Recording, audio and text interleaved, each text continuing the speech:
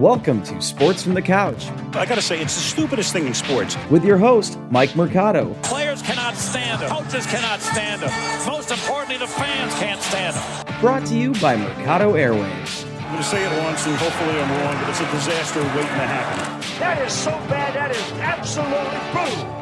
Hello and welcome into another edition of Sports from the Couch here on Mercado Airwaves. I'm your host, Mike Mercado. Thank you so much for making us a part of your day. It is January 25th, 2021 in the snowy city of Chicago. We have ourselves a Super Bowl matchup. It was a very interesting, eventful championship Sunday in the NFL, and we need to talk about it. But before we get to all that, let's take care of some housekeeping notes. You can follow me on Twitter at MikeMedia, Instagram, Mike Mercado Media, and the show's on Twitter at Couch Sports Talk.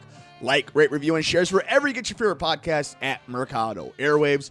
Become a producer of the network at patreon.com/Mercado Airwaves, the home to our interviews with athletes and celebrities that you could get ad-free and before anybody else. That's patreon.com/Mercado Airwaves. Check out our swag at teespring.com/Mercado Airwaves. We have a new event going on, Merc Out Cancer. Proceeds are going to cancer foundations and cancer survivors. That's teespring.com/Mercado Airwaves. Like us on Facebook at Mercado Airwaves. Subscribe to us on YouTube, youtube.com/Mercado Airwaves Network. Come play video games with us on Twitch, twitch.tv/Mercado Airwaves Network. And if you would like to keep up to date with everything we're doing on the network, from the True Crime Show, the Pop Culture Show, and all the interviews, follow us on Twitter at Mercado Airwaves. Toss to Godwin. He's got the first down, and this game's over. The Tampa Bay Buccaneers and Tom Brady are going to Super Bowl 55. Super Bowl 55 in Tampa, Florida. The new home of the greatest to ever do it. He's going to his 10th Super Bowl, and Bruce Arians will be a head coach for the first time in a Super Bowl. He won as an offensive coordinator with the Steelers. What a job pulling this all together. Andy Reid, you've got a chance now to go get a second ring and go back-to-back yourself. All you got to do is go through the greatest of all time, standing on the other sideline. That was the thing, right? The Packers. You get your home playoff game. Guess what? Oh, just standing in front of you is Tom Brady. It's like, oh, of all the times. But they got Patrick Mahomes, and he is amazing, and will take a back seat to very few people, I can tell you that. Kansas City has a date now, February 7th, with the Tampa Bay Buccaneers. The Super Bowl matchup is all set. Alrighty, friends, we have ourselves a Super Bowl matchup as the Tampa Bay Buccaneers beat the Green Bay Packers 31-26, winning the NFC and now being the first team ever to play a Super Bowl in their home stadium. And they will be taking on the Kansas City Chiefs, who beat the Buffalo Bills 38-24, winning their second consecutive AFC championship, going back to the Super Bowl to defend their Super Bowl championship. And it is going to be one hell of a matchup between Tom Brady and his Buccaneers against Patrick Mahomes and his Kansas City Chiefs. So this is where I want to start off with. I guess the big thing, the overarching story. 2 weeks, we know for a fact that the story is going to be about Tom Brady and Patrick Mahomes. And it deservingly so. We have arguably the GOATs against baby GOATs. But there is a lot of things that kind of happened this championship Sunday that I really think we need to talk about in a fan-to-fan talk, in a novice spectator type of way. Because, you know, you go on ESPN and they're going to give you the stats and the details, whether it's on CBS, Yahoo, ESPN, your favorite radio show, whatever it is. But philosophically speaking, as we're talking about it, you know, that's what I like to do here on Sports from the Couch. And the one thing that we kept seeing over and over again this entire weekend when it came to Championship Sunday were teams not being aggressive enough. And look, I understand that's easy for us to say. Because we've been playing Madden our entire life, fantasy football, and there is nothing that you can't do, and why wouldn't you go for more points? 8 equals more than 7, 7's more than 3, so on and so forth. But you have to even look beyond that. You can't try to be the smartest man in the room and then not see something so obvious, which is when you're playing a team like the Kansas City Chiefs, you got to score touchdowns. Field goals aren't good enough. Field goals are good enough in week 6 of a regular season, week 13 in a regular season, not in a conference championship game. And you saw it in the Packers-Tampa Bay game. Now, look at that game in its own. Aaron Rodgers, who rightfully so gets put on this pedestal. But when Tom Brady is giving your offense the ball 3 different times because he's throwing it right at hands of the secondary, then you have to convert and you have to score points, because that's the difference between Aaron Rodgers going to a Super Bowl and him now in a post-game conference talking about whether or not he's going to be back and the changes this team is going to have to go through. You have to be able to be dangerous as an offense. Look, at defense wins championships, that old adage, right? And part of it may be true on any given Sunday. But in a moment when you need to win a game, when you need something special to happen, you need to rely on the people who got you there or the people who can get you there. And too many times we don't see that in the NFL. We don't see that in most professions when the higher-ups don't want to get out of the comfort zone. And look, the Matt LaFleur thing is interesting because you still needed to get a field goal at some point. You needed a touchdown at some point. Like, I understand that it's a little bit more an argument when it comes to mathematics of his decision. But the point remains, you need to score. You need to put points up when you're this deep into the season. No longer are you going to be able to be conservative and just give the ball to Derrick Henry and hope that you kill enough time off the clock. That's not going to win you championships. That's not going to get you to the Super Bowl. That's not going to let you beat the Kansas City Chiefs. Tampa Bay, to me, may have been the most confusing team throughout the entire regular season. But as soon as the bracket came out and we saw how things were falling into place, I felt the toughest game for Tampa Bay was going to be that Washington game. And it sort of was in a way. Even though this Green Bay game was exciting and it could have come down to a lot of different moments that could have turned the entire tide and we'd be having a different conversation. But per man, on that roster, on paper, they were as dangerous as anybody. And we saw the conditions at Lambeau Field. It was cold. Of course it's cold. It's January. But this wasn't an inexperienced leader, quarterback, taking his team to Lambeau Field. This was Tom Brady. I could have understood the argument of almost any other veteran quarterback who could be just as good as Tom Brady going to a team like Tampa and then going to Lambeau Field.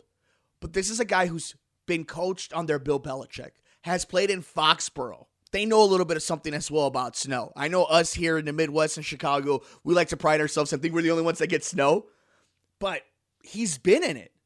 And all these guys have played enough football where they've experienced it. And when you're on that level and things are rolling, all of a sudden, it's not as cold as your body maybe thinks it is, you know? Like, the mind is a tricky thing. So when you're rolling on all cylinders, you don't mind that hit that would have hit a little bit harder, that stings a little bit more in 20-degree weather, doesn't hurt as much because you know you have a chance to get to the Super Bowl, and this guy is going to lead you there. And the fact that it was Tom Brady, I think that's, obviously we know how great he is. All the conference championships, all the Super Bowls, he's the GOAT, right? But to really put into perspective where every time they had the ball, you could tell they thought they could do something special because that's what he believes. He may not be the best quarterback in the league anymore. Hell, Tom Brady may never have been the best quote-unquote quarterback in the league any given year. You know, and you understand the nuance of that. But you believe that you could win anytime that man has the ball, even at 43 years old. And that's what it felt with this Tampa Bay team. it felt like once they got onto a roll and they knew they could win some games, they've been on the road, they knew that this guy was not going to let them down. Bruce Arians trusted him, and guys performed. This is the big thing, too. It wasn't just Tom. Look, he gave up 3 interceptions. But, like, that's what the point was, is you look at in their roster from Chris Godwin to Mike Evans, to Fournette, to Ronald Jones, Cameron Brate, O.J. Howard when he was playing, Rob Gronkowski, Scotty Miller. Like, they have ballers. Antonio Brown when he's healthy. The defense came up big. Jason Pierre-Paul, right? Like, he came up huge. That secondary. They had their guys who either were hurt in the beginning of the year in that secondary come back and be impactful players. The point is, all their guys played at their highest level, and they believed in they believed in what they were doing. They felt like a well-oiled machine going down the field, as if they knew that they were going to score or that they were going to get a stop when they needed to. And I think a lot of that has to do with that little extra belief, because talent-wise, Green Bay's a really good team as well. But you saw the specialty come out from Tampa Bay. And that's why I really like their team. Now, on the Buffalo AFC, in the AFC side, I think a lot of it, the moment might have been too big. Kansas City's just too good. Josh Allen made some bad mistakes. Buffalo's not going anywhere anytime soon. It'll be interesting to see if the Dolphins find a way to get Deshaun Watson, if the Jets find a way to get Deshaun Watson. What happens if Matthew Stafford ends up in Boston with Bill Belichick and the New England Patriots? But if you're a Buffalo fan, again, it's the Sean McDermott effect of you got to score touchdowns. And if you don't play special football on that given night against Kansas City right now in this time in history, you're not going to beat them. They spotted you 9 points, and you knew that wasn't enough. Everybody knew that was going to end badly. So I don't think there's as much juiciness in the AFC game. I thought we pretty much saw where it was going to come up. It would have been this Herculean effort for Buffalo to have beaten Kansas City, and we've seen a lot of AFC teams in recent years, that one team that goes against the establishment, that makes a run, that had that great offense entire season, just come up a little short, because it's hard to beat the established team that's been there, that is somewhat healthy. And, Patrick Mahomes messed up neck and turf toe, and dude was balling. And you talk about just talent from Travis Kelce and Markel Holdman and Hardman and Tyreek Hill, and they're stacked. So at no point in this Super Bowl are we not just, all the talent, all of it is just there. It's just a big goodie bag. And I think that's what won out this past weekend. It's just that the more talented teams who were also kind of healthy for football teams this deep in the playoffs won and balled out. And the most frustrating thing is you can see how far the Bears are from this. Look, and I get football math. The Bears get their asses kicked by Green Bay Packers the entire season for the last few years, but they find a way to beat Tom Brady. Look, I don't know what to tell you. The Raiders beat the Chiefs. Football is crazy. We talk about it all the time. But you just could see it. The Bears aren't on this level. Mitch Trubisky or whoever they have right now on their roster can't do what Patrick Mahomes and Tom Brady did. And Lord knows there's not many people who can. But in this weekend alone, we saw 4 guys that are top tier. There's another 5 that are top tier. So you could go get your guy. It's not impossible. But man, as a Bears fan, that was frustrating. That was frustrating to see, because you just know that it feels a lifetime away from being on that stage, on that level, to try to win your own damn trophy. Oh, that must be frustrating, but it's going to be a fun few weeks. The storylines are going to be very interesting. We know it's going to be Brady. It's going to be Mahomes. That's what everybody's going to talk about, but I feel like there's a lot of other things that we could have broken down here, from just the philosophy of you got to be aggressive. You got to score with these guys who are so talented, with quarterbacks that are top tier. You got to put points on the board. And when you're a team like Buffalo, who you're just not as good, you got to take advantage of every moment. And if you're the Packers, you don't know how long you have Aaron Rodgers. And you know he's the MVP of the season, one of the best quarterbacks to ever do it. You ride with him, and you let him. You put it on his shoulders. So I think that's what we learned. But in the Super Bowl, there's no more excuses. It's just one last game, and it's two, I guess, Hall of Famers for sure, and Brady. Mahomes is probably a Hall of Famer already, knowing how crazy the NFL is, but it's going to be a fun matchup. The Tampa Bay Buccaneers, Kansas City Chiefs, Tom Brady, Patrick Mahomes, and we have 2 weeks to break it all down for Super Bowl 55. But let us know your thoughts. What did you think about Super Bowl matchups being made as the Conference Championship Sunday gave us our participants?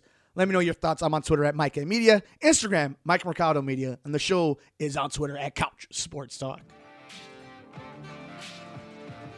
That'll do it for us on this edition of Sports from the Couch here on Mercado Airwaves. Thank you so much for making us a part of your day. Don't forget, you can follow us all over the universe. You can follow me on Twitter at Mike M Media, Instagram, Mike Mercado Media, and the show's on Twitter at Couch Sports Talk. Like, rate, review, and shares wherever you get your favorite podcast at Mercado Airwaves. Become a producer of the network at patreon.com/Mercado Airwaves, the home to our interviews with athletes and celebrities that you can get ad-free and before anybody else. That's patreon.com/Mercado Airwaves. Check out our swag at teespring.com/Mercado Airwaves. We have a new event going on, Merc Out Cancer. Proceeds are going to cancer foundations and cancer survivors. That's teespring.com/Mercado Airwaves.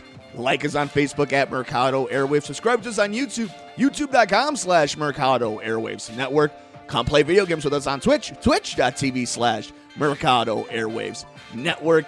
And if you would like to keep up to date with everything we're doing on the network, from the True Crime Show, the Pop Culture Show, and all the interviews, follow us on Twitter at Mercado Airwaves. Enjoy all the games, take care of yourself, take care of each other. We will see you next time here on Sports from the Couch on the Mercado Airwaves Network.